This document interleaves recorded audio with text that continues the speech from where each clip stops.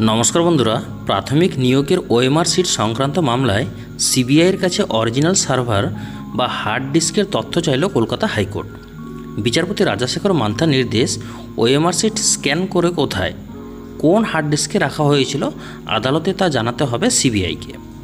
आगामी शुक्रवार ओई विषये तथ्य देবে केंद्रीय तदन्तकारी संस्था। सेदिनই এই মামলার পরবর্তী শুনানি হবে। 2014 সালের প্রাথমিক নিয়োগের পরীক্ষার আসল ওএমআর সিট নষ্ট করা হয়েছে বলে আগেই হাইকোর্টে জানিয়েছিল প্রাথমিক শিক্ষা পর্ষদ। তাদের বক্তব্য ছিল আসল প্রতিলিপি নষ্ট করা হলেও পরিবর্তে তার ডিজিটাইজ তথ্য রয়েছে। আরও জানানো হয়েছিল যে ওএমআর সিট মূল্যায়নের জন্য এস বসু রায় অ্যান্ড কোম্পানিকে দায়িত্ব দেওয়া হয়েছিল, তারাই ওএমআর সিট স্ক্যান করে। ওএমআর সিট সংক্রান্ত এই মামলায় সিবিআইয়ের তদন্তের নির্দেশ দিয়েছিলেন হাইকোর্টের তৎকালীন বিচারপতি অভিজিৎ গঙ্গোপাধ্যায়। সেই মামলায় সিবিআইয়ের কাছে রিপোর্ট তলব করেছিলেন বিচারপতি রাজাশেখর মান্থা।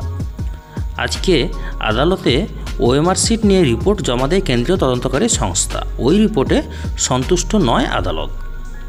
বিচারপতি মান্থার পর্যবেক্ষণ, ওইসব ওএমআর সিট যখন স্ক্যান করা হয়েছে তখন তা হার্ড ডিস্কে অবশ্যই থাকবে। সিবিআইয়ের কাছে সেই হার্ড ডিস্ক আছে কি না জানতে চেয়েছেন বিচারপতি উল্লেখ করেন, হার্ড ডিস্ক নষ্ট করে দেওয়া হয়ে থাকলে সেই বিষয়টিও তদন্তের আওতায় আনতে হবে। এদিকে সিবিআইয়ের আইনজীবী জানিয়েছেন হার্ড ডিস্ক বাজেয়াপ্ত করা হয়েছিল, তাতে রয়েছে ডিজিটাইজ তথ্য, তবে তা সহজেই পরিবর্তন করা সম্ভব। ওএমআর সিটের অরিজিনাল তথ্য নষ্ট করা হয়েছে বলেও জানিয়েছেন তিনি। প্রযুক্তির ভাষায় মেটা ডেটা মুছে ফেলা হয়েছে বলে জানান আইনজীবী। পাল্টা বিচারপতির মন্তব্য, মেটা ডেটা কখনই মুছে ফেলা সম্ভব নয়। এই ডিজিটাল ফুটপ্রিন্ট রয়ে যায়, যা মোছা যায় না। এখন সিবিআই এ বিষয়ে কী তথ্য পেশ করে সেটাই দেখার বিষয়।